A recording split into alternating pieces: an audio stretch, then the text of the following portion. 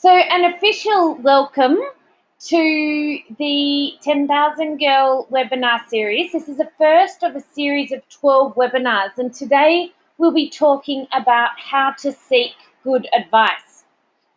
As some background, for those of you not familiar with where we're coming from, we're a not-for-profit social enterprise that aims to improve the financial well-being of Australian women across regional and metro Australia. Our goal was to help 10,000 women. We've actually reached that around, Australia and the world become financially empowered. So we are able to deliver programs thanks to our generous partners. Our major partner is Financial Literacy Australia, which is a not-for-profit organisation, sort of with the overseen by ASIC, and Rabobank, which is an agri bank. And our supporting partners are the Financial Planning Association of Australia, who are our special guests on today's webinar, HESTA, the Industry Super Fund, the Insurance Council of Australia, and the Australian Tax Office. And so we thank them all for their support and giving us the ability to provide these programs for free for women across Australia. So our aim is to make finance social and fun. We talk about a 6-step process, and at the start we talk about the importance of first setting life goals and then knowing where you are financially and then educating yourself, being comfortable with the core investment principles and starting to lay a personal investing plan, and then of course looking at your super, your tax, your estate planning, and finally surrounding yourself by great people, and so you can both keep inspired, accountable, and up to date with the markets and what's going on, and what the best next financial steps are for you. So that's what we're going to focus on today, surrounding yourself by great people, specifically financial advisors. So every time someone does the 6-step program in the 10,000 Girl 6-step money makeover, we say there's a ripple effect as we provide microloans to women living often in extreme poverty to start new businesses. And so it shows us that once we get on top of our finances, we have this huge capacity to make enormous differences in women's and families' lives across the world.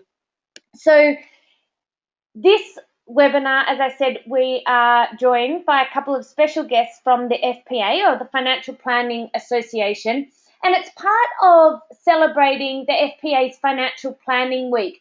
I'll share some more, and I'm sure Mark and Louise will share some more about Financial Planning Week and some different activities and opportunities to get involved in that. And there's some great opportunities and ask an expert forums, etc. So to introduce you, we are really lucky to have two fabulous leaders in the financial planning space, Mark Rantall, who's the CEO of the FPA, and Louise Lakomy, who's a financial advisor with Crystal Wealth Group.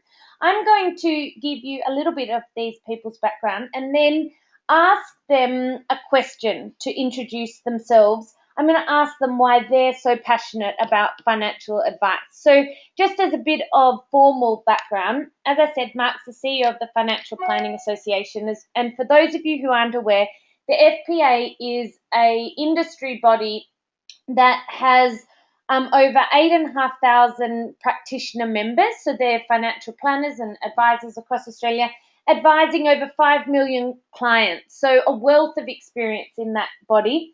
Prior to the FPA, Mark was involved in the creation of the NAB Academy and held the post of Dean of Advice after serving as Managing Director of Godfrey Pembroke from 2003 to 2008.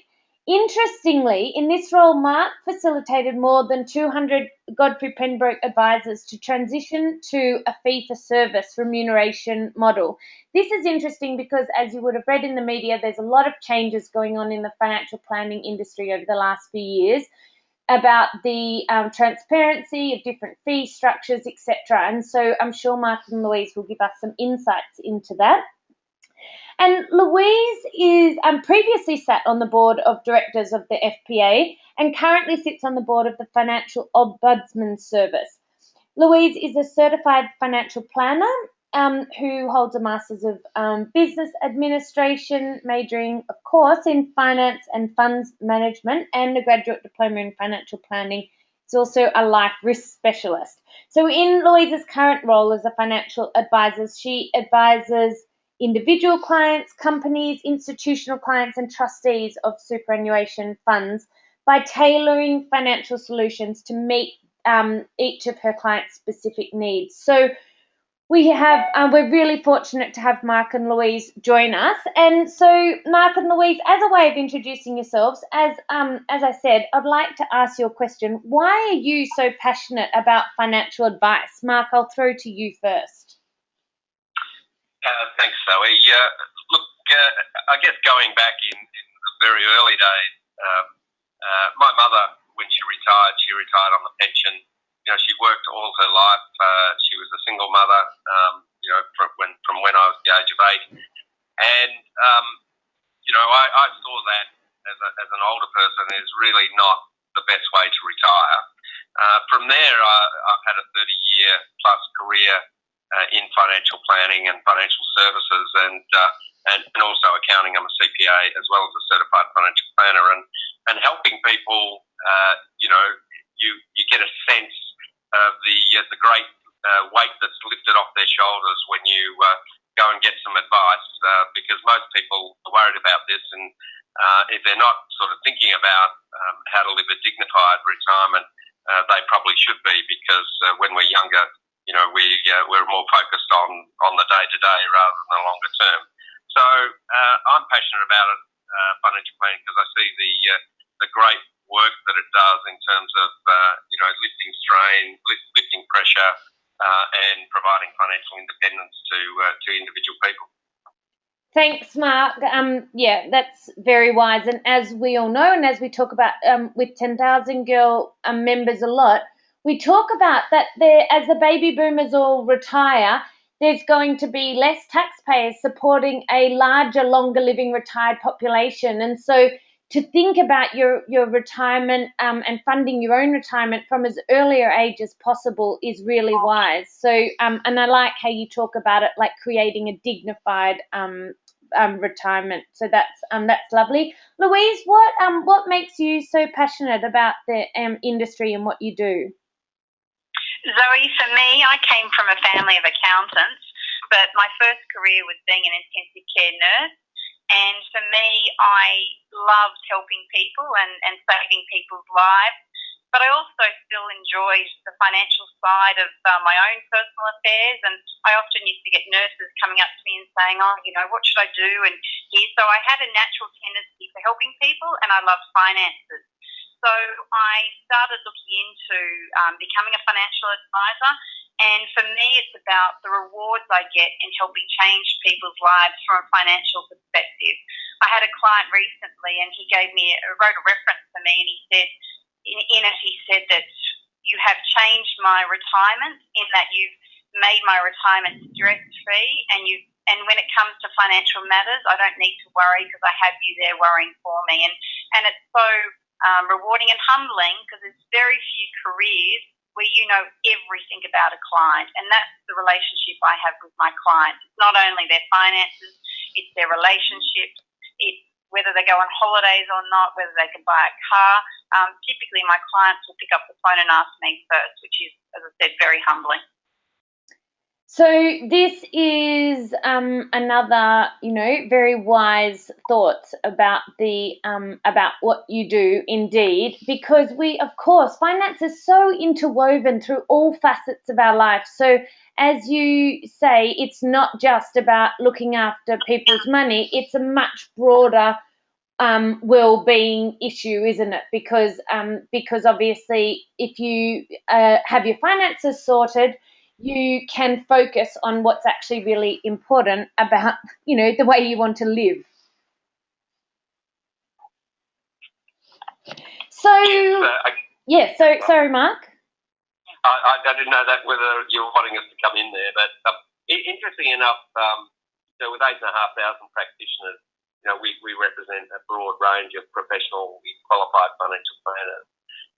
Interestingly enough, as an association, our vision is that we stand with Australians for a better financial future, and the important word in there is with, because we have to be, and every good financial planner is, on the client side of the desk or on the consumer side of the desk, helping them to navigate their finances. And every day here we get up to the education standards and advice standards in this country.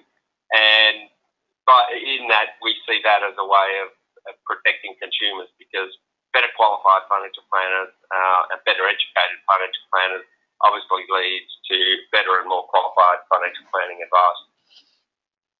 Absolutely. So today we're going to talk about, a lot of you have, thank you for those who have sent in some questions and ideas. And if you have any questions as we go along, please write them in the question box and we will throw these questions to Mark and Louise.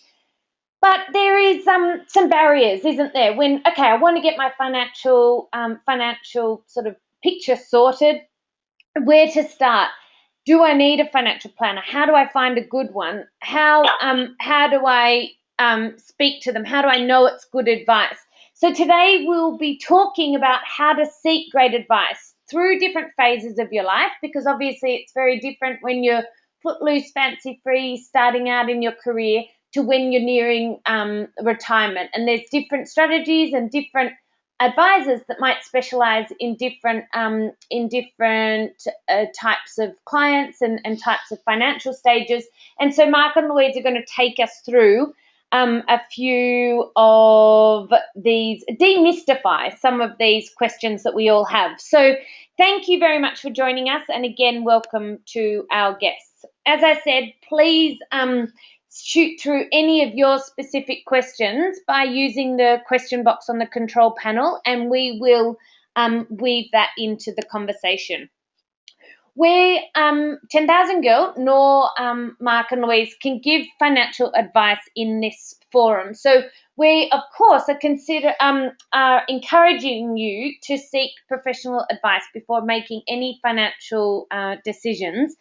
Our objective is to create the time and space for you to build money conversations, money confidence, so you can have great conversations. As being clear on your goals, knowing the right questions to ask, and knowing where and when to seek further information assists you to transform your financial future and make really empowered financial decisions through your life. So I hope this gives you some confidence to go away, make some appointments, and find a financial advisor if that's right for you, that you're excited about, joining and building them into your support team. So here's some questions to start, and as I said, please add yours. But Mark and Louise, and you can both answer, or you can decide who is best to answer each of these. When does it become cost effective to seek financial advice, or when do I need it? Thanks, Zoe. Look, from my point of view, it's Mark speaking, by the way, in case anybody was wondering, the one with the deep voice. From my point of view, it can never be too early. Obviously there's affordability issues. However, most financial planners will, have an introductory meeting and not charge you just to sort of have a discussion to see, whether they can help you or not. And I guess my concern is that, most people don't start thinking about retirement until it's too late. And this is not all about retirement. It's about, navigating and managing your finances and your goals and objectives and a plan along the way. So the most important thing, though, is to, as we know, is to have some sort of plan. And a plan is more empowering when you put it in writing. So I don't think it's too early.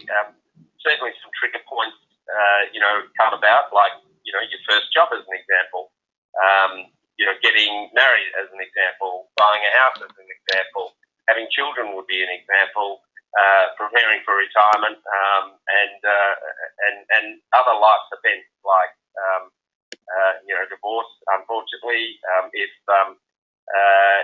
somebody dies in the family, that's another trigger point. So you'll see all these trigger points that are important to get advice. But the most important thing is if you start early enough, you have a plan, you build a relationship, and an important role of a financial planner is helping you stick to that plan. But Louise will talk more about that. How do you find a good advisor? Look, there are a number of ways of doing it. So ASIC now has a website with all registered financial planners on it with their qualifications, and you can search that website. So that's always good to find out whether somebody is actually licensed to give advice. The Financial Planning Association has a search function called Find a Planner, and that will help you identify and find a financial planner that's local to your area, so that's by postcode.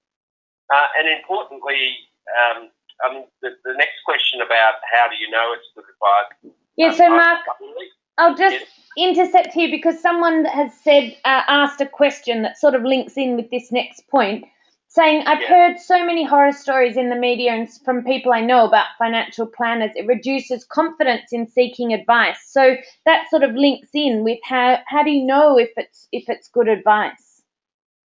Yeah, look, it's a great question. And to be fair, the vast majority of financial planners do a wonderful job for their clients. They become friends for life. The advice they give is makes an amazing difference to people's lives and livelihood. Of course, in any profession, there are always going to be issues, and I guess some of the problems that have been found out are through the industry evolving into a profession and having to do that rapidly. And so we actually see it as a positive thing because we've been calling for higher education standards and professional standards for a long time. And we called for the ASIC register as an example so that people can actually find out, whether their financial planner is licensed or not in the first instance and what their professional qualifications are. The couple of, three things I would look out for. The first thing would be is to make sure that the financial advisor is a member of a recognised professional association, such as the FPA or others. The second thing I would check for to make sure that they have educational qualifications at the highest level. So the highest certification globally is called Certified Financial Planner, and there are 5,500 certified financial planners in this country. We are the sole licensee of that certification here in Australia.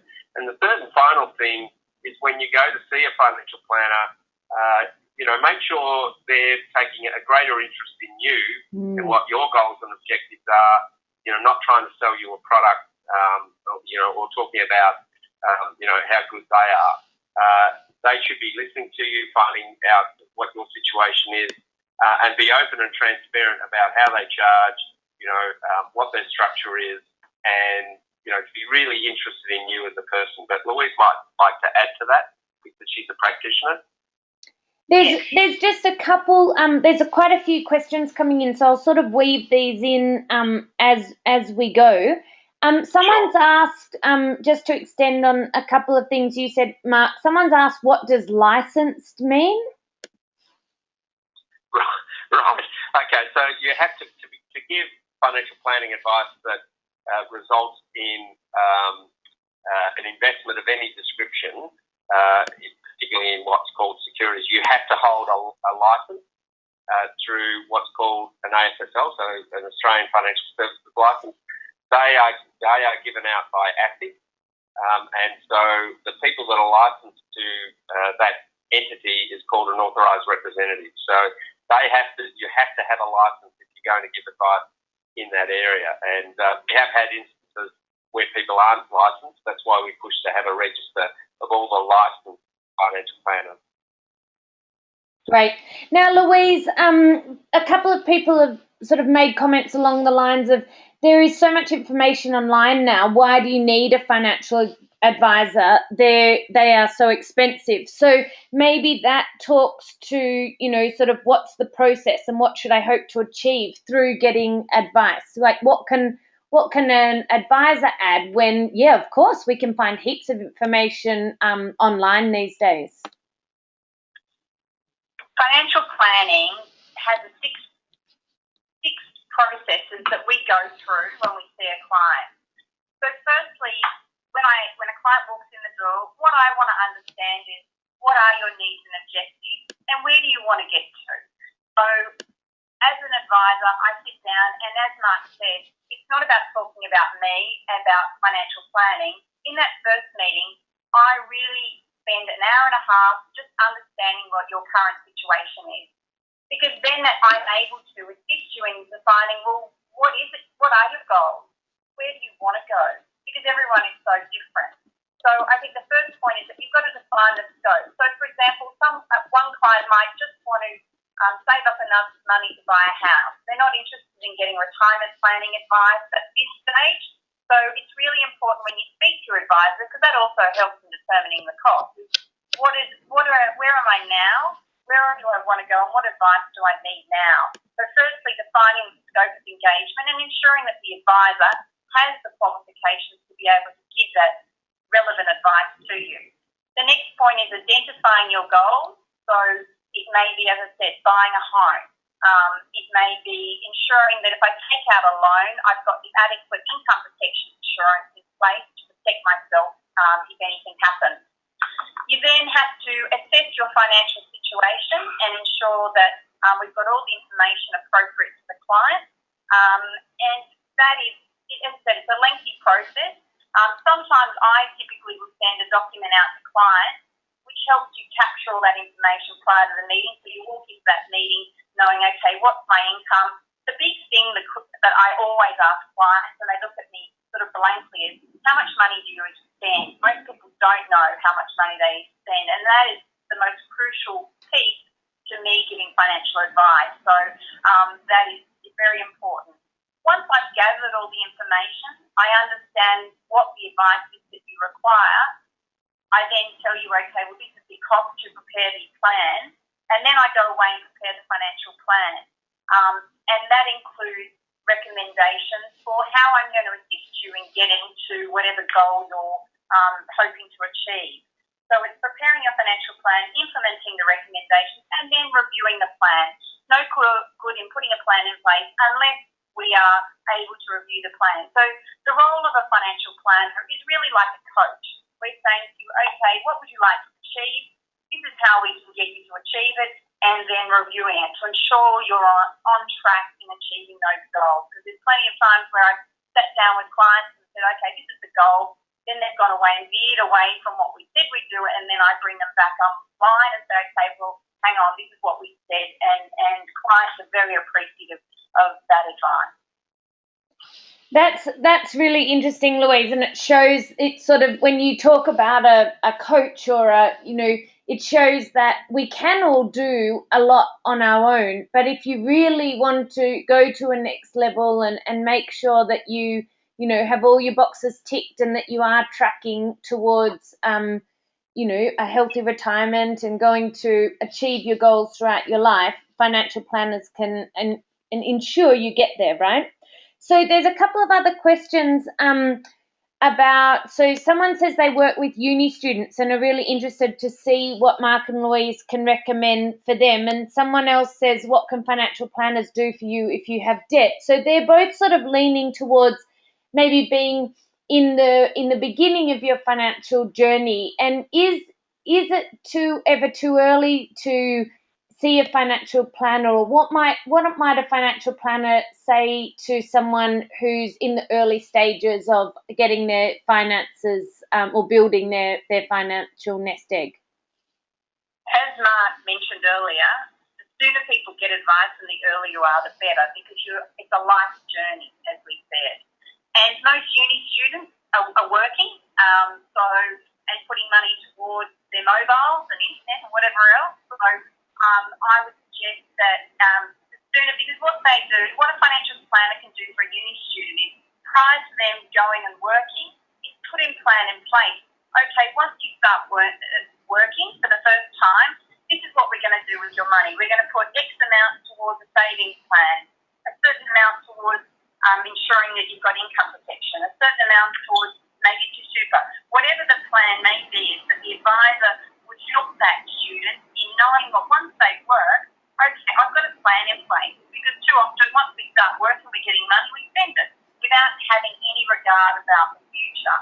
So that's why it's so important in capturing, and I'm seeing more and more young people seeking advice prior to working, prior to putting a debt in place. So it's all good and well. I mean, I often get young people coming in and saying, okay, I want to buy a home, but is that affordable, and what's that going to mean to me in the long term? Or I'm going to buy a home and maybe I should live in it, or maybe I should rent it. So as an advisor, I often do two scenarios, saying, okay, well, if you buy it, first homeowner, this is what it's going to look like, but if you buy it and rent it, this is what it's going to look like. And then give them advice around what's the best alternative based on the assumptions made. If I could, sorry. No, go, Mark.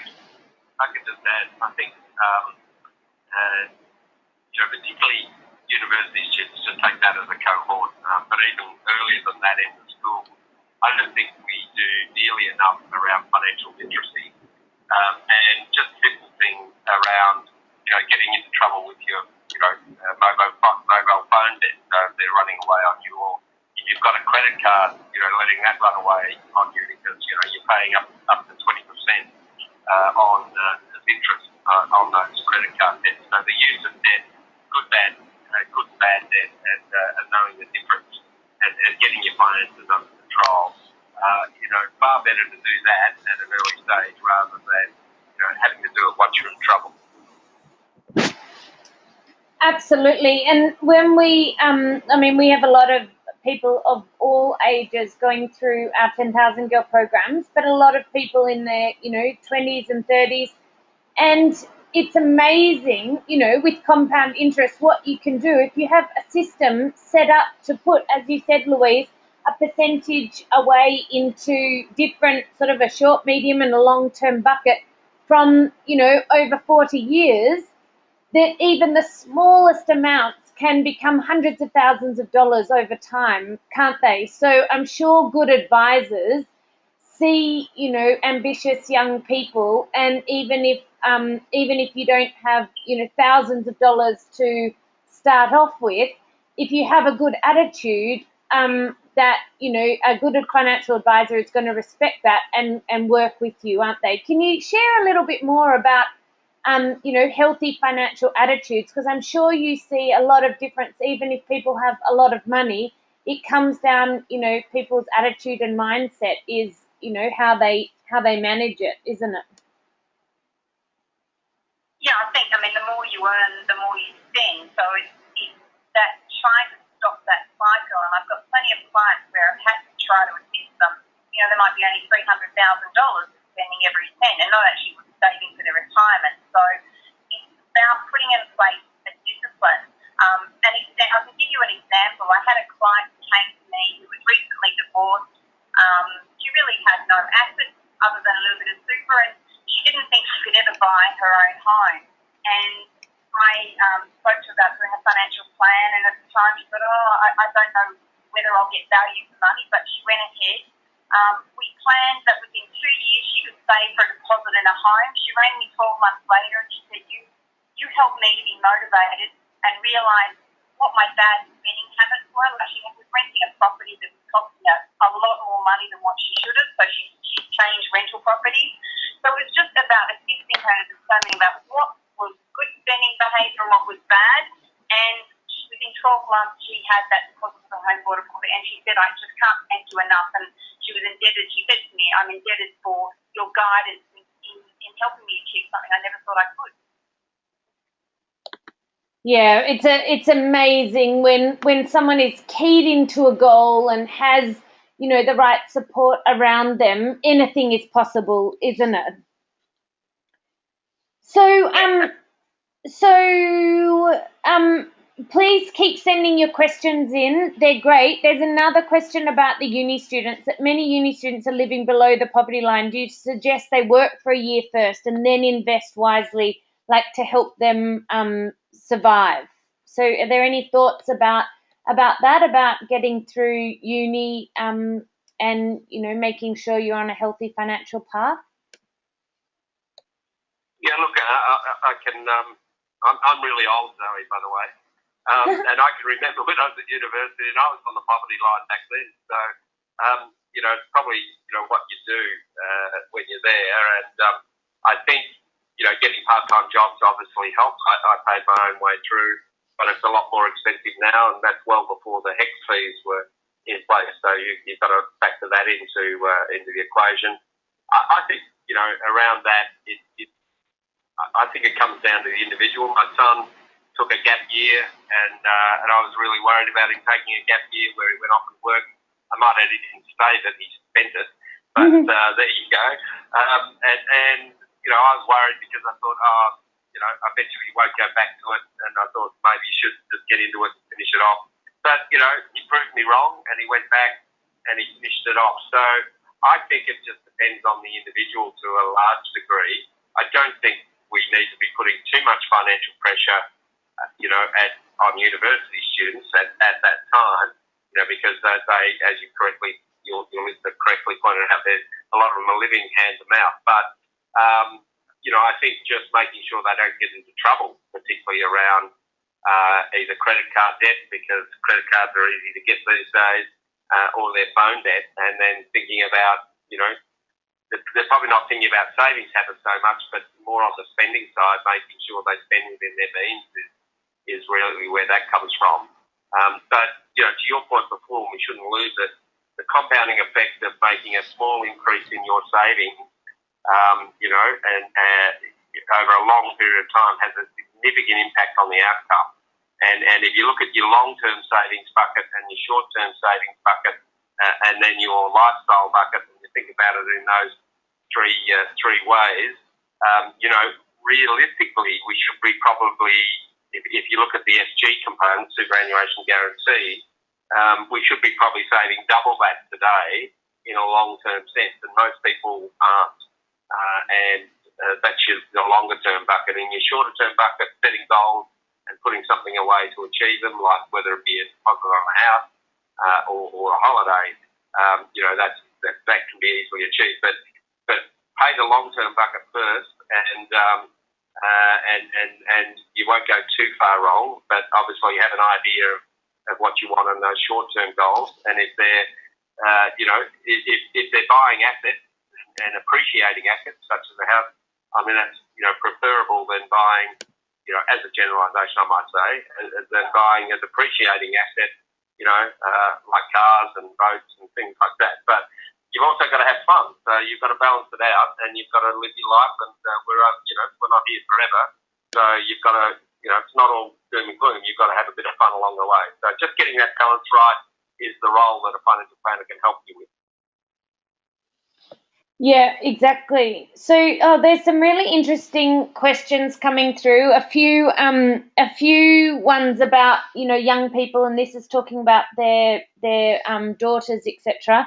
Many of my daughter's friends are deciding whether to go to university or not, because university is not necessarily giving the skills in the modern workforce and is so expensive. They're looking at going straight from school to work and forgetting about tertiary study. Do you think this is financially a good move? So we might mix that question in with what's one piece of advice you would give a recent graduate. So obviously our experts are financial advisors rather than educators per se, but I'm sure that they've seen a lot of young people go through the motions. And so for young people, what is a sort of good piece of advice you would each give a young person? My own personal belief is that if you can get the education while you're young as possible, and don't have as many distractions as when you get married and have children. And I believe most professions, like financial planning, that the minimum requirement will be a degree into the future. And for me, I had a change of career, so I was earning good money and dropped back significantly and paid $30,000 to do an MBA. I had to work 5 jobs to do it. So he was under financial stress at the time, but I look back and think that was the best thing I ever did. because there's no way. I've got 3 young children and married that I could have done it now. So for me, like my children, I will be advising them if they can, as quickly as possible, to go out there and I know it's a balance between the finances, but the younger you are, if you've already been, and also because if you've already been studying, it's much easier to keep studying than to have a break. Because I know friends of mine, in their 30s who've had a big break and then going back to study. It's a huge discipline and it's hard, but if you've had those years of studying, it's much easier to continue on that learning path. Yes, you've got to take a bit of a, you're not learning. And there's also, my brothers and sisters both did graduate programs, so they went to work full time, and then the businesses paid for their education along the way. So there are, depending on what profession you go in, that was in accounting. So there are graduate programs which are fantastic, where you get the best of both worlds. However, they don't finish their university degree for 5 years instead of 3. So, my advice is get into your studies as quickly as possible, and if possible, if there's an employer that can fund it, then that's even better. Yeah, look, I absolutely support that. I think that if you look at the culture of some of the countries throughout Asia, they have a culture of education, and many of their younger people are going straight into the degree programs and university programs. I know it's hard. My experience is I studied part-time whilst raising a family to get my degree, and then I went straight on and became a certified practicing accountant and a certified financial planner as early as I could. And I agree with Louise that the earlier you get those, your education out of the way, the better. Now, it doesn't have to be a degree. I would say I'm just a big believer in education, so I have to put that on the table. And we need all sorts of people in the economy. My son is a good example. He got a PR degree. I was telling you about. He did a gap year.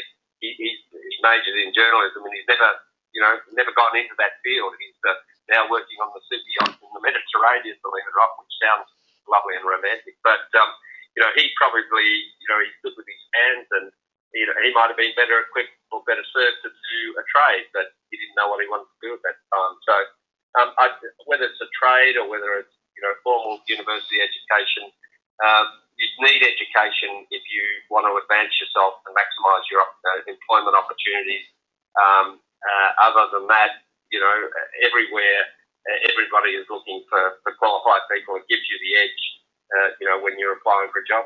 Great. So it's funny when we talk about debt management, we talk about good, bad, ugly debt, and we put HECS and fee help and those sort of student loans in good debt, because really they're helping you generate an income, and it's quite, sort of you're paying those debts in pre-tax dollars. So there's financial benefits of that as well. But let's go on to, there's a few other really interesting questions coming through. One question, I'll sort of weave 3 questions into one. So bear with me, Mark and Louise. So can they provide any comment about timing for acting on a plan? There's so much talk of a property bubble, and just this morning, 40 billion loss from ASX, I think.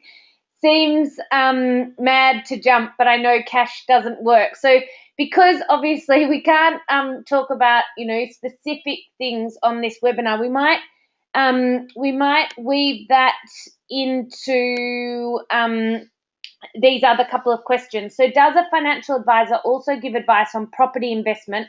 Like, what are the features to contribute to a successful investment?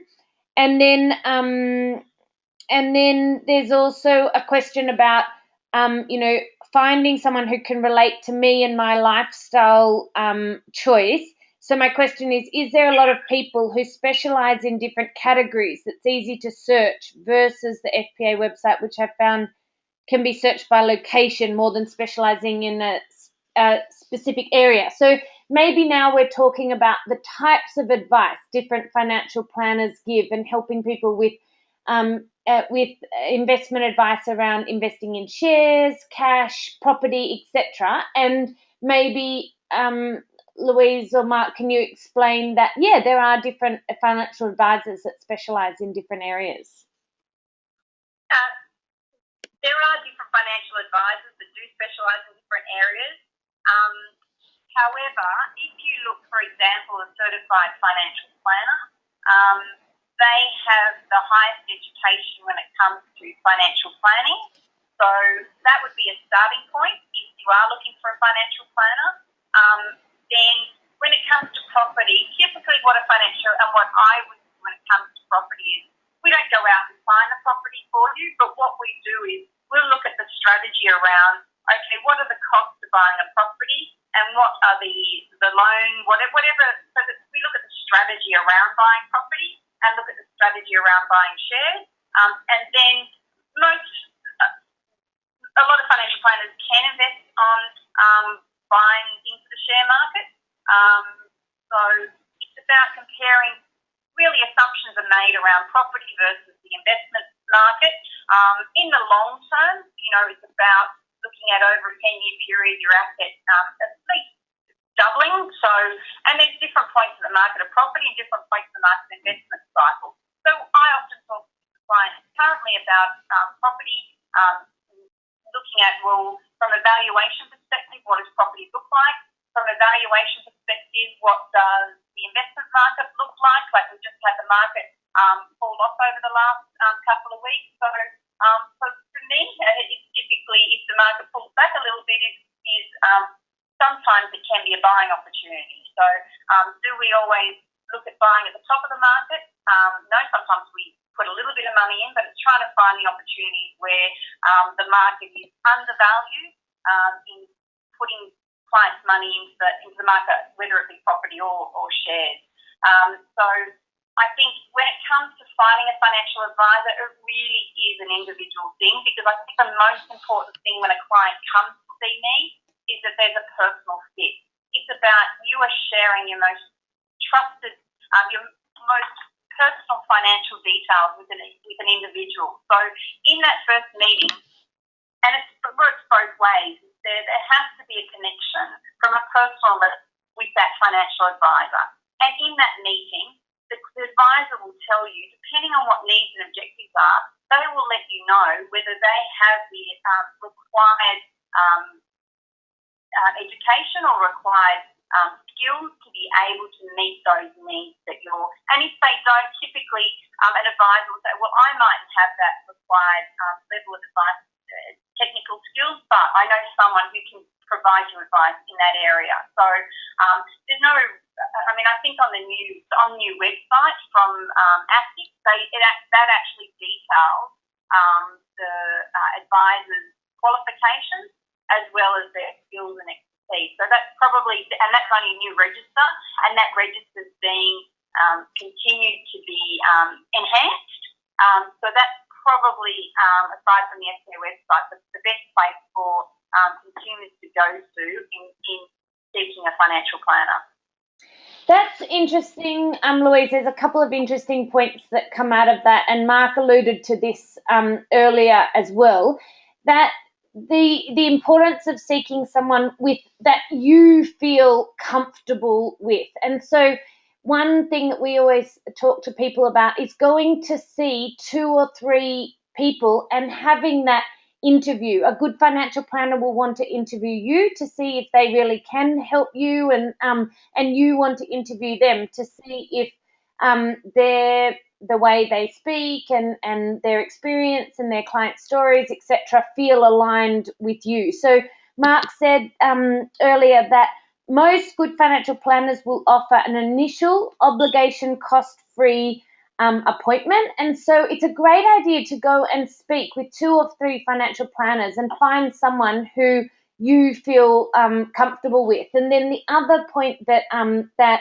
Louise just mentioned that I think is really important, that if a financial planner can't help you, let's say, do some direct property investing research, often financial planners, and the same with accountants or mortgage brokers or property agents, etc., will have a team. So they'll work with other professionals who will do some more specialized research or some more specialized service. And so the idea is you don't just want to find a financial planner, you want to build your professional support network. And once you find one person that you trust, often they will be able to find you an accountant and mortgage broker and etc. And you want all your professional team to talk together and to be, on board with your plan. Would that be right, Mark and Louise? Do you have any other comments about that?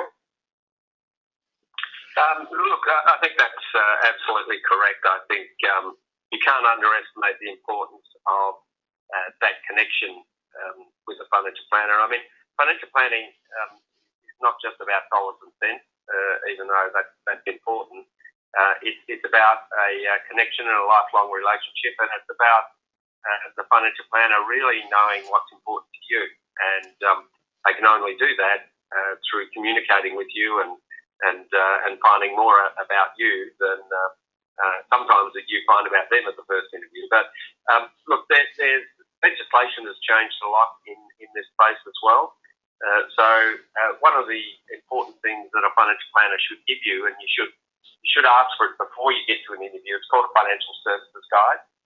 And that financial services guide has a lot of information about the business, the practice that you're going to see. It has a lot of information about how they charge for their services. And I'd encourage you to read that before you go to the appointment, so you get a good sense of who they are, how they charge, and what they do. I think the other thing that's important is just doing a little bit of pre-work before you get there.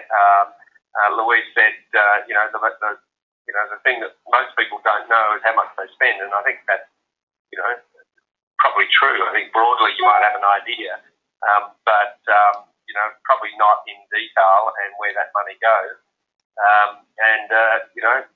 Even in my own case, my daughter doesn't manage money as well as I just do it naturally, and it's just kind of something that I've always been able to do. But for some reason she has trouble doing it, and I had to build a spreadsheet for her and get her, to work through her expenditure to make sure she was kept on track because she got herself into a bit of trouble. And it's the expenditure line. They know how much money's coming in, but not so much how much money's going out. Yeah, and it's the spending and the liabilities that can trip people up, isn't it? So we always say that it's great to prepare, to bring in your spending plan, to bring in a list of your assets and liabilities, to bring in your insurance policies, any information about your super, and that will make your initial consultation. You'll be able to get into, much more meaty stuff earlier in the piece rather than it just being a fact find. So there's lots of things people can prepare that financial planners, it saves you time as well. Would that be right, Louise? Yes, definitely. I mean, I encourage as much as possible. As I said, I send the client profiles off to me outside of the meeting, and I get clients to fill it in because often if I haven't got that information, I ask a question. They're not sure of the answer, or how much debt is, how much is this, and often people don't necessarily know what point they are at with everything. So, and also it ensures that prior to the meeting, that people have actually thought about what I'm going to ask them. So they've thought about what it is they want to achieve in the future. So this document asks a lot of those questions, because just walking in blankly, sometimes they're not quite clear in their own mind. And often also if there's husband and wife, you've got two individuals with two different thought patterns. So it gives them the opportunity prior to that meeting to have some discussion about what their needs and objectives as a family unit are.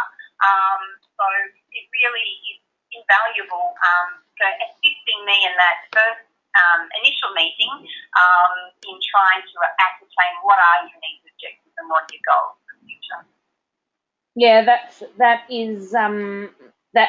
great. Now there's a great question that's just come in. My 12-year-old daughter asked me last week how much our family spend per day. What a little legend. What is the average family spend per day? I know this would vary, but can you give any sort of rules of thumb for, to encourage people to live within their means, any sort of ratios or anything, Louise, that you see, people who are well managing their finances following? Excluding private school fees or any fees that are extraordinary, The average family unit that I see, it's probably around $60,000 per annum.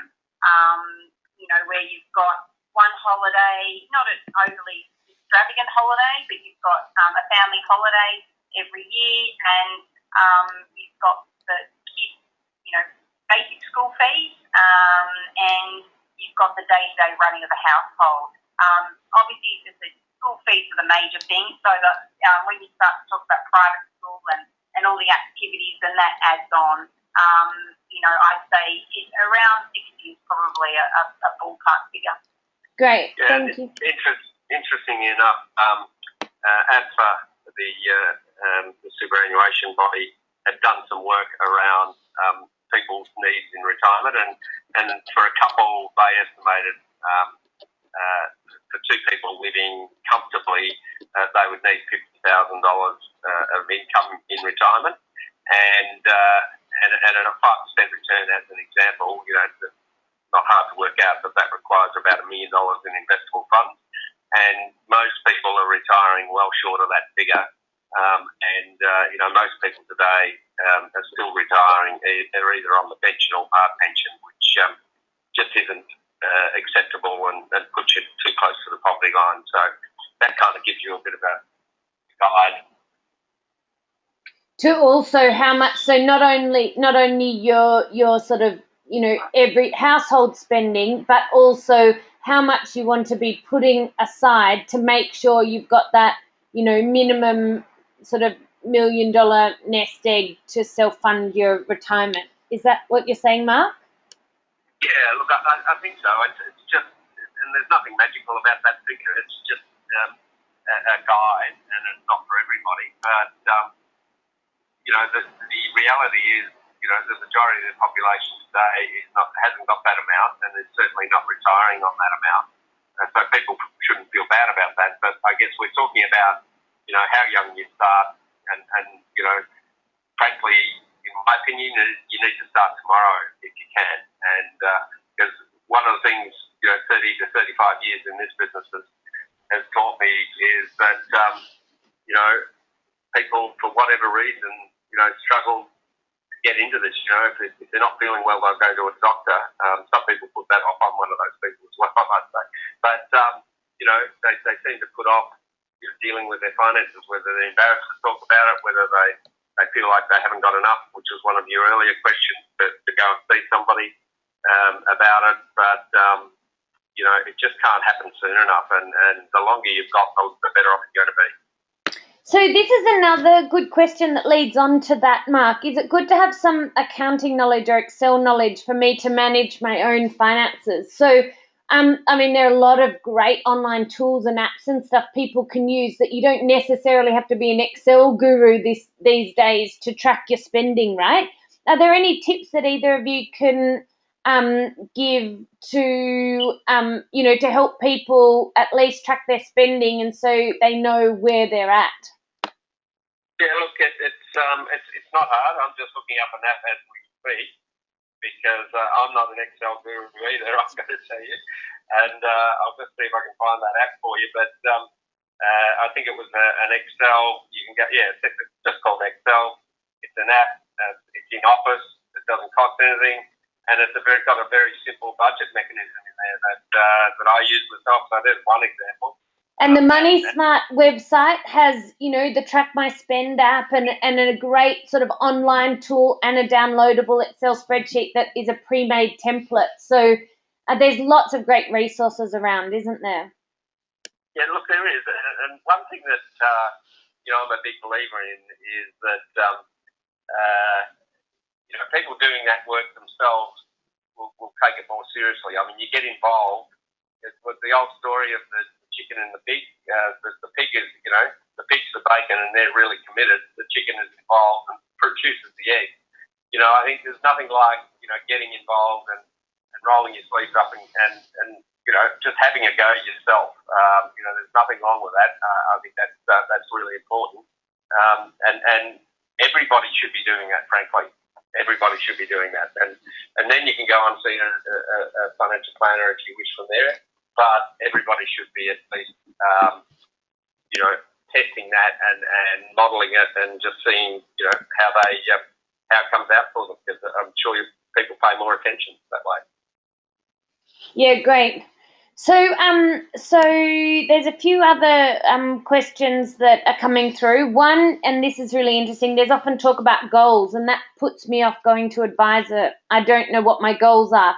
So some advisors are, better than others at sort of helping people pull their goals out. I know that the 10,000 Girl program, we have a huge focus on helping people get their goals clear, because if you've got clear goals and then you go and see a financial advisor, they can help much more easily help you put a plan in place. So due to time, I'm wanting to, in the last 5 minutes, ask Mark and Louise for their sort of final 3 tips, but I'm going to read out a few questions. So maybe Mark and Louise, you can sort of weave these into your final tips.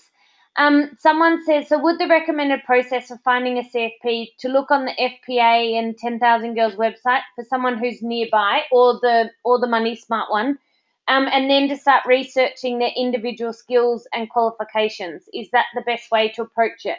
I think so, and Mark and Louise might be able to add to that, but I think definitely starting with the register, asking people you know and trust in your network, and then actually meeting with 2 or 3, and so you're comfortable with those conversations.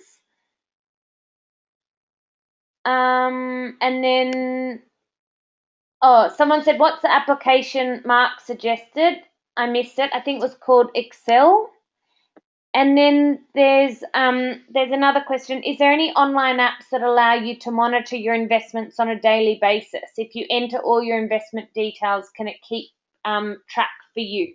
So due to time, there's a lot we can cover. We could go for a couple of hours, but I know someone was keen to have this scenario talked to. So maybe Louise, you might like to respond to this scenario, and then we'll just close by getting your final piece of wisdom, Mark and Louise. So in relation to saving for a first home, it's really around the time frame as to where you keep your money. So it's about going to a financial advisor to determine, well, how quickly can I get my first home? Like that example I gave you about that client. If the advisor would be able to do some modelling and say, okay, well, this is based on the modelling, this is when you will be able to get your first home, because that's really important as to then what you do with your money. Because if we're just saying within 12 months you're going to be able to save up for your first home, then the recommendation wouldn't necessarily be to go and put the money in the market. However, if you're talking about a 5-year time frame, that's a longer time frame. So it may be that the advisor would recommend to put some money into the share market. So that's where the advisor comes into play in helping about determining, well, what's the time frame, and then depending on the time frame, where do I actually invest the money in the meantime? Great, and I'm sure, and then that's why the advisors, you're looking at the markets all the time, you're seeing a lot of people's different plans, and so you can add that extra layer of experience and stories, etc. As I said, in the interest of time, we might just ask for Mark's final tip and then Louise's final tip, and then we'll give you some other resources, because as I said, it's Financial Planning Week, and there's a whole forum on the FPA website that is called Ask an Expert. So it's a great place to put your questions and to find planners who are engaged and passionate about education. Mark? Yep. So look, I'd probably think about your 3 major buckets. As I mentioned before, longer term savings and where you want to be in the longer term, and looking to live a dignified retirement. Your shorter term savings and what you're saving for there.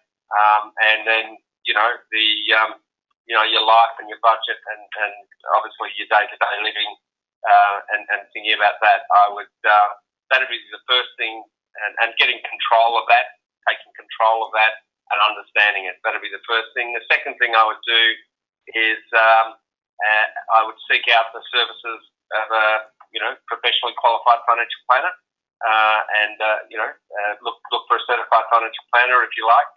But I would go and I would take your advice, Zoe, around talking to a few people, feeling comfortable with the person you're talking to, and getting some advice.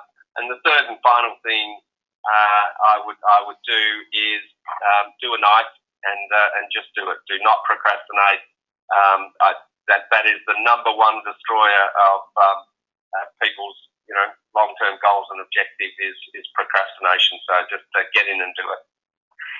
Great, thanks, Mark. I always say to people, my one bit of advice is start now. So we're on the same bandwagon. Louise? My three things would be to work out where am I now. My second one would be where do I want to be, and my third one is who am I going to get to assist me on that journey. Great. So I've pulled out a few bits of wisdom that I've heard both of you say, and obviously that's a great wrap up.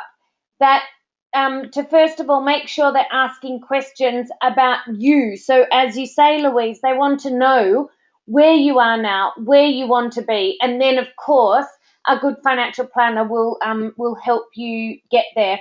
As Mark said, it's never too early to start, and no matter what stage you're at, to start now and do as much as you can to prepare. So, have your spending plan, list your assets and liabilities, bring your insurance policies in, collect your super details. We all know people have those unopened super envelopes, so just bring that pile of stuff in and have a think about your goals. If you need help with your goals, there are programs like 10thousandgirl and different apps and forums and ideas and templates that can help people pull out their goals. I know we've got a couple of free ebooks on our website if you want help getting your goals together. So ultimately you want to be looking at what does financial success mean to you and defining that as clearly as possible. So being clear on your short, medium and long-term goals, and then you can start putting together a plan.